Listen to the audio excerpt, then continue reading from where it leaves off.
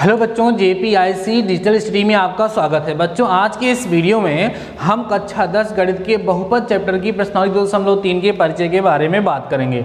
बच्चों, इसके पहले मैंने आप लोगों को प्रश्नावली 2.2 तक कंप्लीट करा दिया है, जिसके इंट्रोडक्शन के बारे में भी मैंने आपके साथ डिस्कस किया। साथ ही साथ प्रश्नावली 2.2 को भी हम लोगों ने मिलकर के सॉल्व कर दिया और आपने देखा उसमें काफ़ी आसान क्वेश्चन थे। अगर आपको किसी क्वेश्चन में कभी भी प्रॉब्लम होकर कोई एग्जाम्पल सॉल्व करने में भी प्रॉब्लम होती है, देन आप मुझे कमेंट समझा करके बता सकते हैं या आप मेरे पास पर्सनली मैसेज कर सकते हैं। तो नेक्स्ट वीडियो में मैं उस क्वेश्चन को भी सॉल्व करा दूंगा। बच्चों, आज का ये वीडियो बहुत ही ज़्यादा इंपॉर्टेंट होने वाला है, क्योंकि इस वीडियो के साथ ये मान के चलिए कि अब आपका चैप्टर 2 खत्म हो जाएगा। वैसे एक एक्सरसाइज और है हमारी बुक में, जिसको ऑप्शनल एक्सरसाइज के नाम जाना जाता है, उसको भी मैं आपको सॉल्व कराऊंगा, लेकिन वो एग्जाम के दृष्टिकोण से नहीं है, उसमें लिखा भी गया है। तो आइए हम लोग देखते हैं बच्चों कि प्रश्नावली 2.3 के परिचय में हमें कौन सा टॉपिक डिस्कस करना है। ठीक है, आज का हमारा जो टॉपिक है बच्चों, वो है विभाजन एल्गोरिथम। ध्यान सुनिएगा, विभाजन एल्गोरिथम किसके लिए? बहुपदों के लिए। हम इसको लिख सकते हैं बहुपदों के लिए विभाजन algorithm, division algorithm for polynomials. इसको इंग्लिश में क्या बोलेंगे हम लोग बच्चों? Division algorithm. देखो बच्चों, क्योंकि हम लोग बहुपद चैप्टर पढ़ ही रहे हैं तो इसमें लिखने की जरूरत नहीं है। बहुपदों का विभाजन एल्गोरिथम मैं आपको यहाँ पर सिखाने चल रहा हूँ। देखो बच्चों, क्लास 9th में आप लोगों ने बहुपद का भाग सीखा है, मतलब किसी बहुपद को किसी बहुपद से कैसे हम लोग भाग देते हैं वो हम लोगों ने सीखा। एक छोटा सा एग्जाम्पल लेकर के थोड़ा सा रिकॉल करते हैं उसको बच्चों।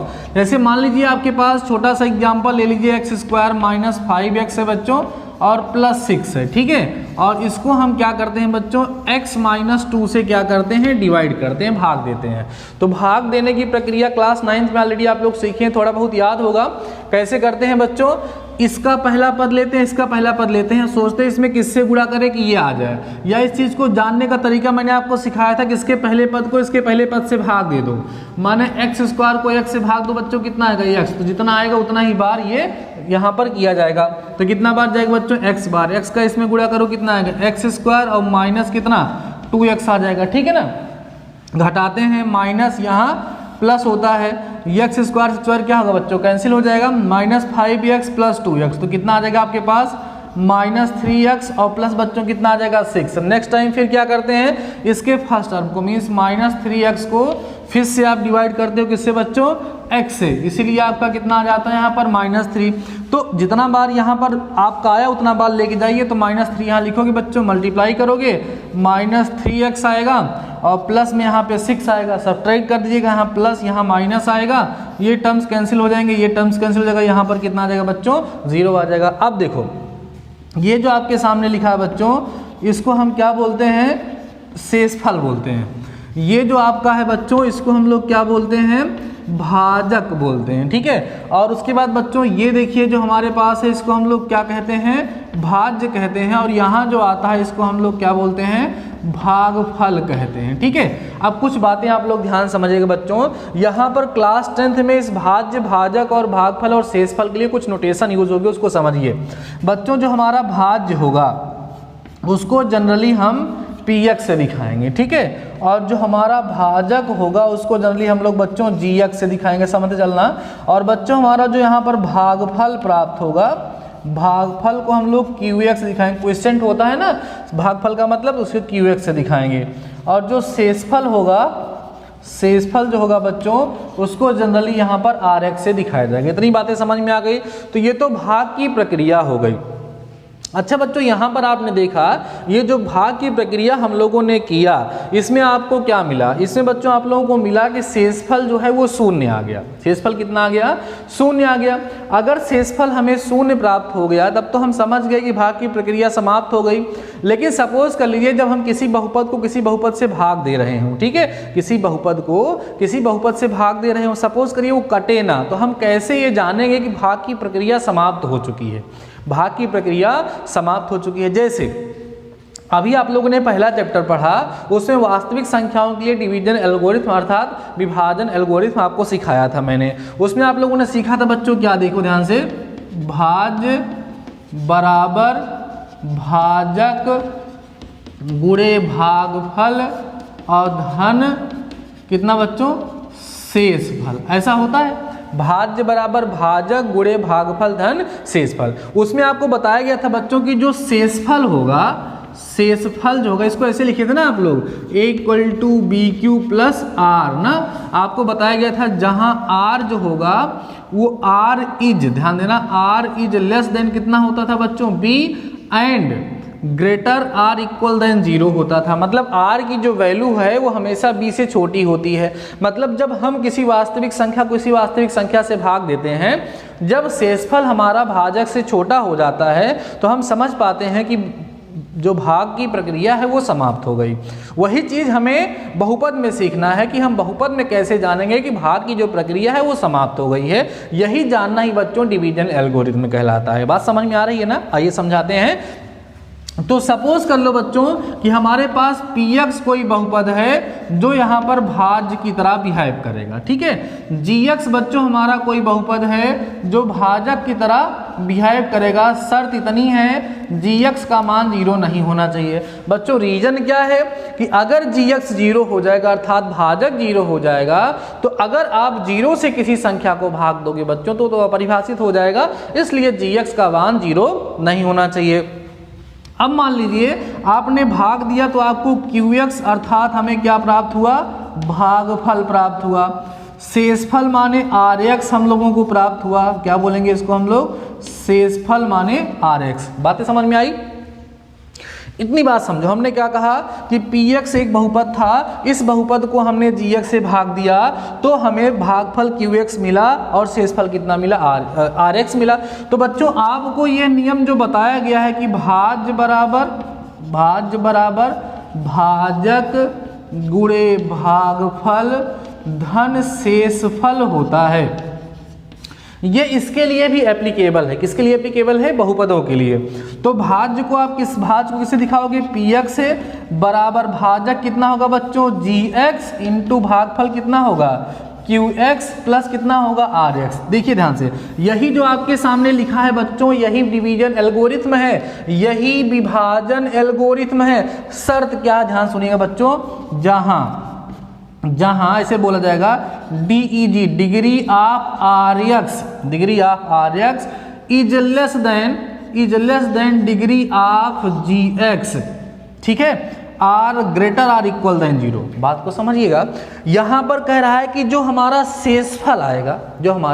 शेषफल आएगा उसकी डिग्री या तो 0 होगी या तो 0 से बड़ी होगी, लेकिन GX अर्थात जो भाजक होगा उसकी डिग्री से क्या होगी, छोटी होगी। मतलब वही है, देखो ध्यान से बच्चों, वहां पर आपको बताया गया था कि जो भाजक होगा उसका मान, उसकी वैल्यू शेषफल से सदैव क्या होनी चाहिए, छोटी होनी चाहिए।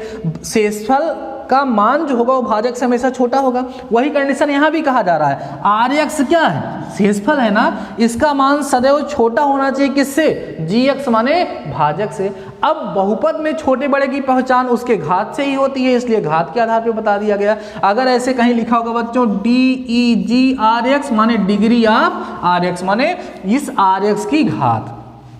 समझ में आ गया? यही जो आपके सामने लिखा है बच्चों, इसी को डिवीजन एल्गोरिथम, इसी को विभाजन एल्गोरिथम बहुपदों के लिए कहा जाता है। इसको कैसे लिखेंगे स्टेटमेंट, हम लोग बोले स्टेटमेंट में बोलेंगे यदि px, gx, qx तथा rx इस प्रकार के बहुपद हों कि px बराबर gx into qx plus rx, तो rx is always degree of rx is always less than degree of gx and greater or equal than 0। मतलब उसकी डिग्री या तो 0 होगी, 0 से बड़ी होगी, या जो भाजक होगा उसकी डिग्री से क्या होगी बच्चों, छोटी होगी। ठीक है, समझ में आ गया? तो इसके अलावा क्लास 9th में आप लोगों ने गुणनखंड प्रमेय पढ़ा था, आपको याद होगा।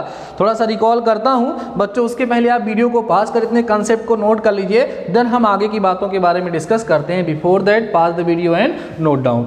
बच्चों हमने आप लोगों से बोला कि क्लास 9th में आप लोगों ने एक टॉपिक पढ़ा था जिसका नाम था शेषफल प्रमेय। उसके साथ साथ बच्चों आप लोगों ने पढ़ा था गुणनखंड प्रमेय। गुणनखंड प्रमेय में आपको बच्चों बताया गया था कि जब हम किसी बहुपद से किसी बहुपद को भाग देते हैं और उस कंडीशन में अगर शेषफल शून्य आ जाए तो जो भाजक होता है वो भाज्य का एक गुणनखंड कहलाता है। इसी कंसेप्ट का यूज करते हुए भी हम लोगों को यहाँ पर क्वेश्चन सॉल्व करना है। एक बार थोड़ा सा रिकॉल करता हूँ बच्चों आप लोगों के साथ कि आप लोगों ने शेषफल प्रमेय क्या पढ़ा था।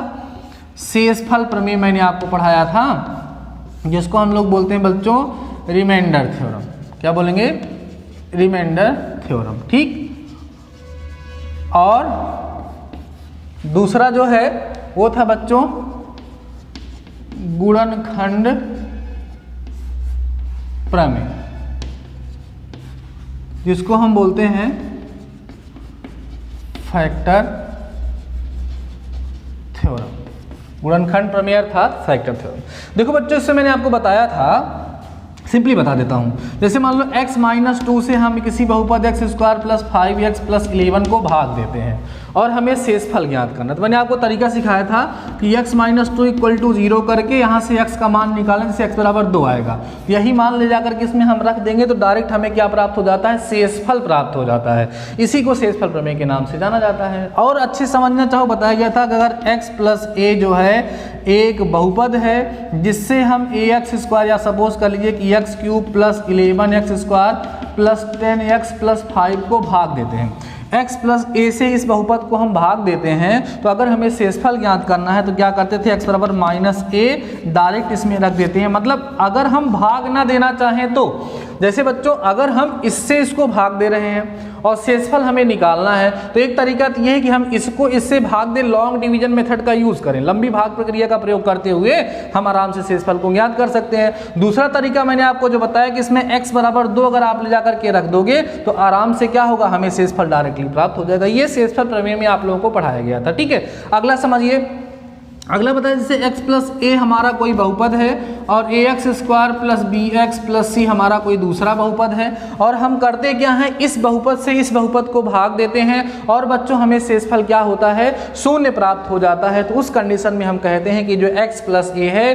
वो ax square plus bx plus c का क्या है? एक गुणनखंड है, ठीक है। बस इतने सारे कंसेप्ट को अगर आप लोग ध्यान रखते हैं तो बहुत ही आसानी से आप लोग बच्चों एक्सरसाइज 2.3 को सॉल्व कर सकते हैं। कोई दिक्कत नहीं है, क्योंकि उसमें जो क्वेश्चंस है उसमें बस यही कहा गया है कि प्रश्नावली 2.3 जो आपके सामने दी गई है उसमें प्रश्न है पहला, इसको इससे भाग देकर के भाज्य भाजक और शेषफल लिखिए क्या आएगा, मतलब भागफल क्या आएगा और शेषफल क्या आएगा। भाज्य भाजक तो आपको पता ही रहेगा। उसके बाद सेकेंड क्वेश्चन की जब बात करेंगे बच्चों उसमें तो आप लोग देखेंगे कि उसमें आपसे पूछेगा कि बताओ ये इसका गुणनखंड है या नहीं है। तो क्या करेंगे आप? बहुपद को बहुपद से भाग देकर के चेक कर लेंगे कि पूरा पूरा कट जा रहा है या नहीं। पूरा पूरा कट गया और शेषफल शून्य आ गया, उस सिचुएशन में आप लोग इजिली कह पाएंगे बच्चों कि जो भाजक था वो भाज्य का क्या है? एक गुणनखंड है, ठीक है बच्चों। बातें समझ में आ गई आप लोगों को। अब एक छोटा सा क्वेश्चन आप लोगों को दे देते हैं जिसको आप लोग चेक करके मुझे बताइएगा। जैसे पहला क्वेश्चन हम आपको दे रहे हैं बच्चों x स्क्वायर प्लस 10x, ठीक है, और प्लस से मान लीजिए हमने दे दिया बच्चों आपको 20, ठीक है। इसका आपको इसको भाग देना है x प्लस 5 से। ध्यान देना, हमने कहा या चलो इसको px से दिखा देता हूं, इसको gx से दिखा देता हूं। आपको करना क्या है बच्चों? इस px को gx से भाग देना है, इस px को gx से भाग देना है और भाग देने के बाद बच्चों आपको क्या क्या बताना है? शेषफल बताना है और मुझे इसका भागफल बताना है, ठीक है। एक क्वेश्चन और देख लीजिएगा। कह रहे हैं बच्चों px is equal to x square minus 5x plus 6 को आपको भाग देना है gx is equal to x minus 2 से और आपको बताना है कि भागफल और शेषफल कितना आएगा। साथ ही साथ आपको ये भी बताना है कि ये जो x माइनस 2 आपके सामने दिया हुआ है बच्चों, ये px अर्थात x square minus 5x plus 6 का एक फैक्टर है, एक गुणनखंड है या नहीं है। आशा करते हैं आप लोग बहुत ही आसानी से इसको बता पाएंगे, कोई समस्या नहीं होगी। तो ठीक है बच्चों, आज के इस वीडियो में बस इतना ही। इस वीडियो को देखने के साथ साथ आप एक्सरसाइज 2.3 को सॉल्व करने का प्रयास करेंगे।